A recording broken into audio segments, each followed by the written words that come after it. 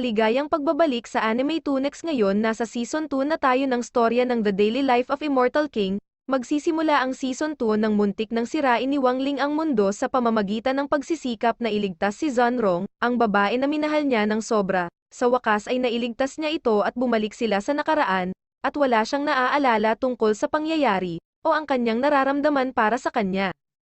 Pagkatapos ng insidenteng iyon, binalaan ng Demon Frog si Wang Ling, na huwag nang gagawa ng anumang bagay na nakakapinsala sa buong kalawakan dahil nakialam siya sa batas ng cause and effect, na naging sanhi ng pagbaba ng halaga ng espiritual na kapangyarihan sa mundong ito. Sa ibang lugar, nakita si Zuo Yi na nakikipagkita sa isang lalaki. Siya ang kanyang superior, para magulat tungkol sa tangkang pagpatay ni Zhang Liuying kay Zhanrong. Kahit na nahuli niya si Zhang Liuying, wala siyang nakuhang impormasyon tungkol sa kliyente na nag-hire sa kanya at sa kanyang shadow faction para patayin si Zhanrong dahil alam niyang nagkaroon ng napakalaking espiritual na enerhiya sa kinaroroonan ng spiritual sword sa kompetisyon. Nagboluntaryo si Zoe na siyasatin ang sanhi ng hindi pangkaraniwang nangyayari.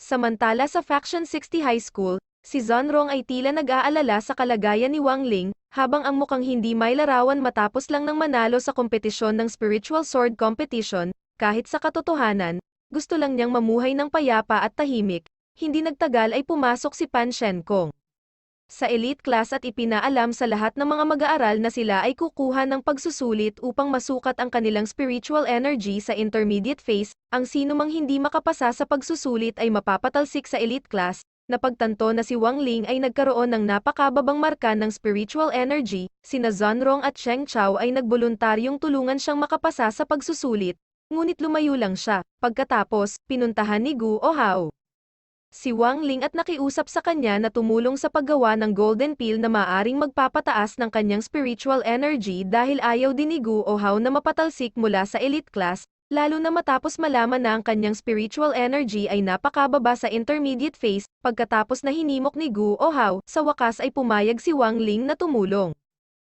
At humingi din siya ng tulong sa Demon Frog. Sa kabilang banda, sinabi ni Master Wang sa mga mag-aaral na magtipon sa field dahil malapit na, at magsasagawa sila ng spiritual strength test doon. Pagkatapos ipaalam ang mga tuntunin at kondisyon para makapasa sa pagsusulit, sinabihan niya ang mga mag-aaral na isa-isa ang pagsusulit. Pabalik ang eksena at ipinapakita si Wang Ling na nasa alchemy room siya. Tinutulungan si Gu Ohao na gawin ang golden pill upang madagdagan ang kanyang espiritual na lakas. Gayunpaman, ang kanilang mga kilos ay muntik nang mahuli ni Pan Shenkong na biglang pumasok sa silid dahil napagtanto niyang may kakaiba doon. Matapos matagumpay na lokohin siya, si Gu Ohao agad na ininom ang golden pill, ngunit hindi mapigil ang kanyang lakas, kaya kailangan siyang pigilan ni Wang Ling bago pa mangyari ang kaguluhan. Pero dahil doon, isang oras talaga siyang nahimatay. Sa wakas ay natauhan si Gu Ohao at sa parehong oras ay tinawag ni Master Wang ang kanyang pangalan para sa pagsusulit. Batid na mahigit isang oras na siyang walang malay, agad siyang nadismaya na ang epekto ng golden pill ay mawawala sa loob ng isang oras. Tatanggapin niya kung hindi siya makapasa sa pagsusulit. Sa hindi inaasahan, talagang nakapasa si Gu Ohao sa pagsusulit. Salamat sa pagtulak na ginawa ni Wang Ling kanina na lumabas na nakapagpataas ng kanyang espiritual na lakas. Nang turn na ni Wang Ling sa spiritual strength test, binigyan siya ng helmet ni Master Wang, dahil akala niya na napakahina ng espiritual na enerhiya ni Wang Ling. Ngunit sa katotohanan ang espiritual na kapangyarihan na taglay niya ay lumikha ng napakalakas na surge ng enerhiya na maaaring patayin ang kuryente sa buong lungsod, at maging bawasan ang halaga ng espiritual na kapangyarihan sa buong mundo gaya ng nakita sa space station sa kalawakan. Nang makita ito ni Master Wang at ang iba ay sinubukang tanggalin ang cable na konektado sa pinagmumulan ng enerhiya, ngunit ang kanilang mga pagsisikap ay walang silbi. Hanggang sa wakas, ibinigay ni Wang Ling ang kanyang espiritual na espada na si Zhengke kay Zhanrong at hiniling sa kanya na putulin ang cable. Sa hindi inaasahan ginamit ni Zhanrong ang espada, at sa isang swing ay nagdulot ng napakalaking pinsala, na lumikha ng agwat sa pagitan ng mga dimensional na hangganan, na nakaapekto sa ibang mundo. Pagkatapos ay lumipat ang eksena at ipinakita sa Demon Emperor na napagtanto na may nangyari sa kanyang mundo. Ipinaalam sa kanya ng kanyang tagapayo na nagkaroon na malaking portal sa bangin patungo sa mundo ng mga tao. Nang marinig na naalala ng Demon Emperor na nagpadala siya ng isang Demon Lord na nagngangalang Tot Ian Ha, walang iba kundi ang Demon Frog upang sakupin ang mundo ng mga tao. Napagtanto niya kaagad na nabigo si Tot Ian Ha sa kanyang mga utos dahil hindi pa nolipol ang mga tao. Mas nagalit ang Demon Emperor nang matuklasan niya iyon. Ang mundo ng mga tao ay patuloy na sumisipsip ng espiritual na enerhiya mula sa Demon World dahil ang halaga ng espiritual na kapangyarihan ng mundo ng tao ay lubhang nabawasan nang malaman na ang Demon Emperor ay galit na galit kay Tot Ian Ha dahil sa hindi pagsakop sa mundo ng mga tao. Nagmadali ang counselor sa mundo ng mga tao at binigyan ang Demon Frog ng isang mensahe patungkol sa kanyang pagbisita doon sa ibang lugar. Ang Demon Frog ay mukhang labis na nagulat nang makatanggap ito ng mensahe mula sa Demon Master na darating sa mundo ng mga tao dahil doon, pumunta siya sa bahay ni Wang Ling upang magtago. Gayunpaman, pagdating, hindi niya sinabi kung bakit siya pumunta doon at sinabi kay Wang Ling na namiss niya lang siya. Samantala si Pan Shenkong, ang homeroom teacher ni Wang Ling ay nagnanais na bisitahin ang kanyang bahay dahil napakababa ng kanyang espiritual na lakas. Pumunta rin siya doon dahil tumaas ang singil sa kuryente nila sa school, matapos ang ginawa niya sa pagsubok sa espiritual na lakas ilang araw na ang nakalipas. Kasabay nito, sa wakas ay dumating ang Demon Master sa mundo ng mga tao. Nahihirapan pa rin siyang hanapin ang kinaroroonan ni Tot Ian Ha dahil sadyang itinago ng Demon Frog ang kanyang spiritual energy. Sa kabilang banda ay nakita ni Wang Ling ang Demon Frog na pumunta doon upang magtago mula sa kanyang master, na naghahanap sa kanya. Pagkatapos noon, ibinunyag ng Demon Frog kay Jinke at kay Wang Ling na ang kanyang master ay isang sinaunang demonyo na nabuhay sa milyon-milyong taon at nagtataglay ng isang nakakaalarma, at hindi mailarawang kapangyarihan. Takot siya sa Demon Master. Habang siya ay sumailalim sa pahirap na pagsasanay, habang nasa ilalim ng pagtuturo ng Demon Emperor, pagkatapos ng hapunan ni Wang Ling, humingi ng tulong si tatay sa Demon Frog na tumulong sa paglalagay ng selyo kay Wang Ling. Gayunpaman, inilagay niya ang selyo sa reverse kung kaya't ang resulta, ang espiritual na kapangyarihang ni Wang Ling ay tumagas at bigla siyang nagsalita sa di maintindihang wika. Hindi nila naintindihan. Sa kabutihang palad ang Demon Frog ay nagawang lamunin ang kanyang espiritual na enerhiya kaya hindi nagdulot ng pinsala. Gayunpaman, sumugod si Pan Shenkong sa bahay bago pa nila naayos ang selyo. Ang mga magulang ni Wang Ling, pagkatapos ay tinanggap ang guro sa isang palakaibigang paraan. Gayunpaman, agad nilang napansin ang kakaibang nangyari kay Wang Ling dahil sa ugali. Ipinakita ng ina ni Wang Ling sa kanyang guro na si Pan Shenkong sa paligid ng bahay, na nagbigay ng oras sa ama ni Wang Ling at sa Devil Frog na ayusin ang power seal, ngunit ito ay lumabas na kahit na ang selyo ay naayos na, ang espiritual na enerhiya ni Wang Ling ay hindi pa rin sinasadyang nailabas niya, sa resulta nagkaroon ng buhay ang mga kasangkapan sa bahay at gumagalaw ng mag-isa, upang harapin ang kaguluhan, ginamit ni Wang Ling ang Demon Frog bilang kanyang sandata. Sa kabilang banda, dinala ng kanyang ina si Pan Shenkong sa isang silid, habang sinasabi sa kanya ang tungkol sa nakaraan ni Wang Ling. Gayunpaman ang kanyang ina ay medyo nagsinungaling tungkol sa kanyang espiritual na kapangyarihan at itinampok ang pagdurusa na kanyang pinagdaanan, dahil hindi siya nagkaroon ng mga kaibigan at palaging iniiwasan ng iba. Nakikinig sa kwento ng buhay na iyon ay napagtanto din ni Pan Shenkong na hindi siya dapat husgahan dahil napakahina ng kanyang spiritual energy. Sa ibang lugar ang Demon Master na matagal nang naliligaw. Sa wakas ay nalaman ang kinaroroonan ng Demon Frog, at nagmadaling pumunta sa bahay ni Wang Ling. Napagtanto na alam ng kanyang amo ang kanyang kinaroroonan, sa sobrang takot niya ay nawalan siya ng malay. Gayunpaman, sa parehong oras ay nasira ang selyo ni Wang Ling matapos linisin ang kalat sa kanyang bahay, na nagresulta sa isang malakas na pagsabog ng spiritual energy mula sa loob ng kanyang katawan na ikinamatay ng Demon Master, nang siya ay papasok pa lang sa bahay ni Wang Ling.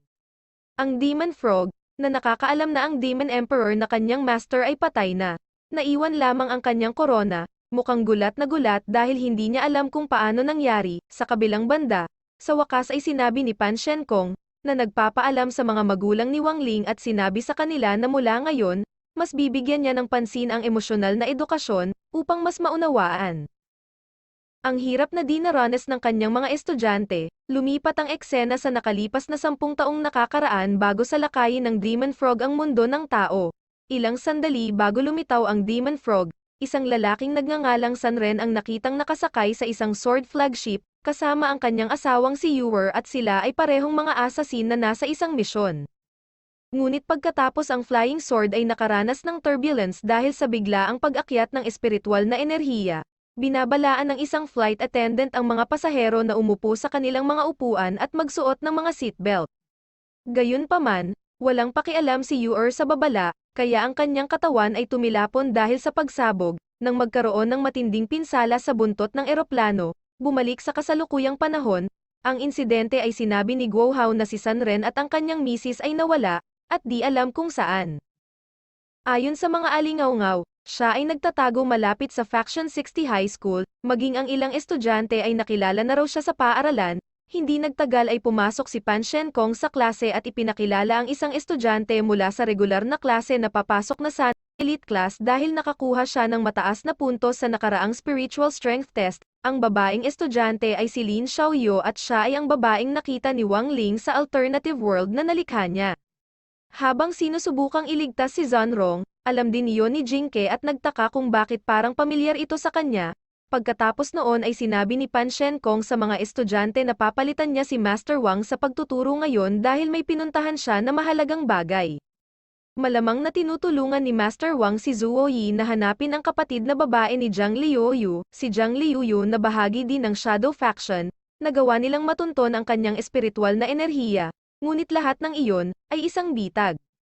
Si Zhang Liuyu ay nasa Faction 60 High School dahil ang kanyang kapatid na babae ay nakakulong sa underground prison ng paaralan. Sa kabilang banda, sina Guo Hao at Shen Chao, na nag-uusap pa rin tungkol kay Zanrong kasama si Wang Ling ay hindi sinasadyang nakita si Zhang Liuyu sa kanilang paaralan at palihim na sinundan siya.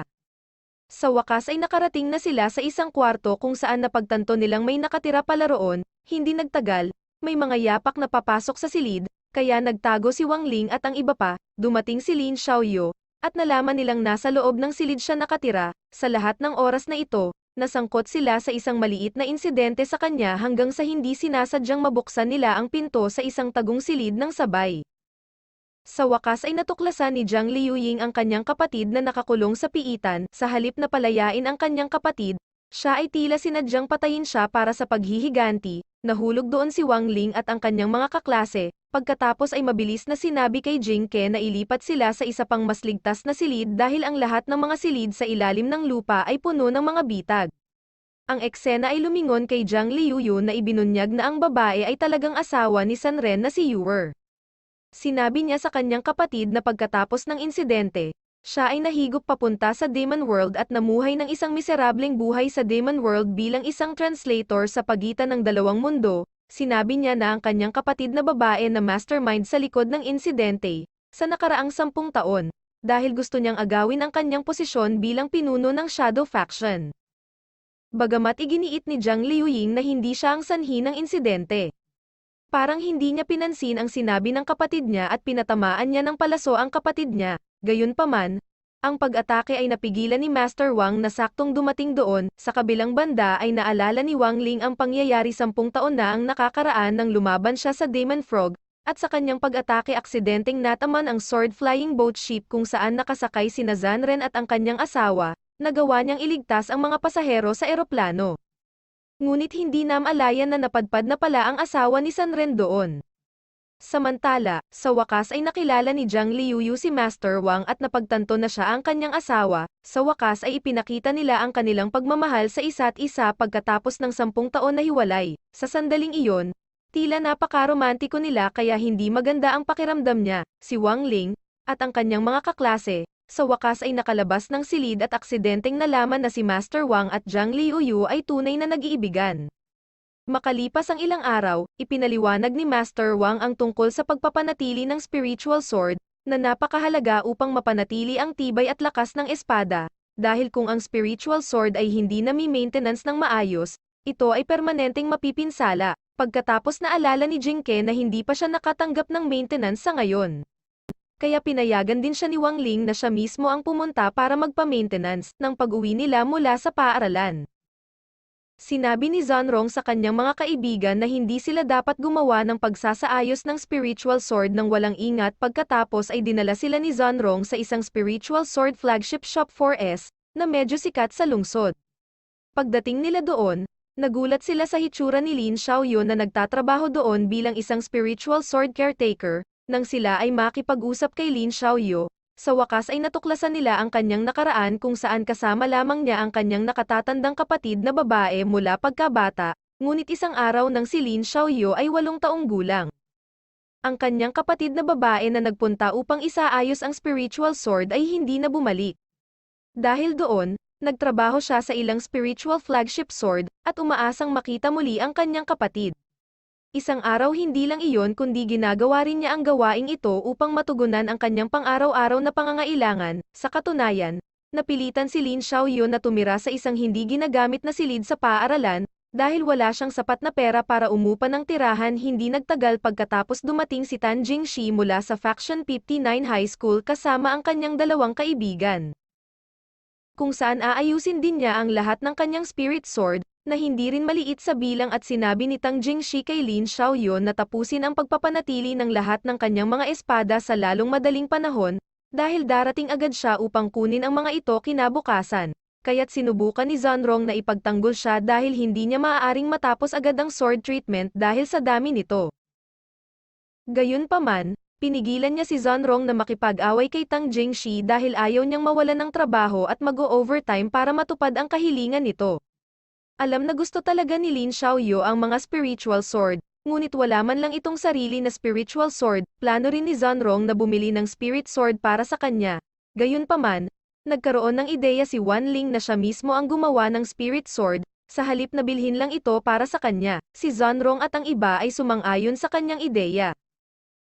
Pagkatapos noon, naghintay sila hanggang sa umuwi si Lin Xiaoyu mula roon, bago nagsimulang magpanday. Pagkatapos ay inihahanda nila ang mga materyales na kailangan sa paggawa ng mga spirit sword. Si Wan Gling ang namamahala sa pagdidisenyo ng spirit sword at tila sumang-ayon ang lahat sa kanyang disenyo, habang sinusukat ang espiritual na lakas ng materyal na dinala nila Gu Ohao at Shen Chao. Nagulat sa korona ng Demon Master, na dinala ni Wang Ling na lumalabas na mas malakas ang espiritual na lakas nito kaysa sa panukat na device. Ito ay nagpapahiwatig na ang materyal na espiritual na enerhiya ay hindi mula sa mundo ng paglilinang ng tao. Gayunpaman, tila wala silang pakialam doon at ipinagpatuloy ang proseso ng pagpapanday sa spiritual sword. Kinabukasan, nang sa wakas ay dumating si Lin Xiaoyu at sisimulan na sana ang kanyang trabaho, si Zhongrong at ang iba ay lumapit sa kanya, habang ibinibigay ang spiritual sword na ginawa nila noong gabi. Agad siyang napaluha nang makita na kapareho nito ang disenyo ng scabbard ng kanyang kapatid na babae. Malaki rin ang pasasalamat niya sa kanyang mga kaibigan sa pagiging makonsiderasyon sa kanya at masaya na sa wakas ay may sarili na siyang spiritual sword. Gayunpaman, ang kanilang kaligayahan ay naantala ng pagdating na si Tang Jingxi, na gustong magsagawa ng pagsubok sa isang espada at hamunin si Lin Xiaoyu na labanan siya gamit ang kanyang spiritual sword. Sinubukan ni Zhongrong na pigilan siya sa arbitraryong pagkilos laban kay Lin Xiaoyu. Pero wala siyang magawa dahil si Tang Jingxi, ang may-ari ng flagship shop. Ang hamon ay nagsimula. Sa una si Tang Jingxi at ang kanyang spiritual sword ay nagmumukang mahusay, at mapapansin ang taglay na espiritual na kapangyarihan. Sinadya pa niyang inatake si Lin Xiaoyu na para bang wala siyang pakialam sa kaligtasan nito, nang ang spiritual sword ay nagsagupaan. Bigla siyang nakaramdam ng sobrang nakakatakot na aura mula sa spirit sword. Si Zhongrong at ang iba ay tila napagtanto din iyon. Ipinaliwanag ni Wang Ling sa kanila na nilalamon ng spiritual sword ni Lin Xiaoyu ang spiritual energy ni Tang Jingxi at ng kanyang spiritual sword. Hindi nagtagal may tumamang bagay sa kanila, at sinira ang spiritual sword ni Tang Jingxi bago pa siya bawian ng buhay. Dahil sa ang kanyang espiritual na enerhiya, ay hinihigop ng espiritual na espada ni Lin Xiaoyu. Napag-alaman na ang nagligtas kay Tang Jingxi ay si Jing Ke na kababalik lamang pagkatapos matanggap ang pinakamahusay na treatment, at ang taong gumawa ng treatment ay walang iba kundi si Lin, ang nakakatandang kapatid na babae ni Xiaoyu. Nakikitang nasa maayos si Lin Xiaoyu kaya si Zhongrong at ang iba pa ay mukhang masaya. Nang gabing iyon sa paaralan, sa wakas ay muling nabuhay ang Demon Master. Pagkatapos na lipuli ni Wang Ling, gayunpaman, kamakailan lamang, napagtanto ng Demon Master na nawala ang kanyang korona, at naglunsad ng atake kay Lin Xiaoyu dahil nasa kanya ang kanyang korona. Sinapian siya ng Demon Master at galit na galit nang malaman niya na ang kanyang korona ay natunaw sa apoy at ginawa itong isang materyal para gamitin sa spiritual sword. Gayunpaman, matapos malaman na si Zhongrong ay may kinalaman sa dalaga, kasalukuyan siyang sinasapian. Ang Demon Master ay tila napakasaya dahil sa wakas ay nakilala niya ito at nilalayong ipaghiganti, ang ibang mga demon na tila nagkaroon ng mga problema sa kanyang mga ninuno, makalipas ang ilang araw, may isang babae na nagbibigay ng Lucky Charm sa isang binata na crush niya, dahil sa selebrasyon ng Autumn Festival, tradisyon na ng mga cultivator ang pagbibigay ng Lucky Charms sa kanilang mga kamag-anak o malalapit na kaibigan. Para lahat ng hiling nila sa taon na ito ay matupad, gayunpaman, ang kanyang talisman ay kinumpiska ni Master Wang na labis na ikinalungkot niya. Sa kabilang banda, sinadya ni Zhonrong na bigyan ang isang tao ng isang Lucky Charm, ngunit pagkatapos na makita si Master Wang na kinumpiska sa kanyang mga kaklase ang mga Lucky Charm, kailangan niyang mag-isip ng ibang paraan. Si Lin Xiaoyu na sinapian pa rin ng Demon Emperor ay nagmumungkahi kay Zhonrong na ibigay ang Lucky Charm sa gabi at pagkatapos ay sinabi sa kanya na nakatira siya ngayon sa paaralan. Ang eksena pagkatapos ay lumipat at nagpapakita kay Zhang Liuying na kino-control ang spiritual arrows ng kanyang kapatid na babae na naiwan, at talagang napansin niya na ang halaga ng espiritual na kapangyarihan ng mundo ng tao ay bumababa at makakaapekto ito sa espiritual na kapangyarihan ng seal ng kanyang hawla. Dahilan na mas madaling masira ang selyo sa kulungan. Samantala, nakita si Wang Ling sa klase kasama ang kanyang mga kaibigan na tumatalakay sa mga alamat sa kanilang paaralan. Ayon sa alamat na sa isang tiyak na petsa, makikita nila ang hinaharap kung tatayo sila sa harap ng malaking salamin sa paaralan. Gayunpaman, maraming mga alamat sa paaralan noong panahong iyon, tulad ng pagkanta ng babaeng espiritu. At ang mahiwagang kamay na lumilitaw mula sa banyo at sa elevator na patungo sa impyerno, si Wang Ling na nakarinig ng kwento ay talagang nakaramdam ng gutom, at pagkatapos ay kumuha ng mga merienda sa locker, hindi nagtagal ay lumapit si Zhonrong sa kanya. Muli ipagpapatuloy natin ang susunod na recap sa part 7, kung hindi pa kayo subscribe baka naman po mga idol. Bago matapos bigyan muna nating daan na i-shoutout ang iba pa.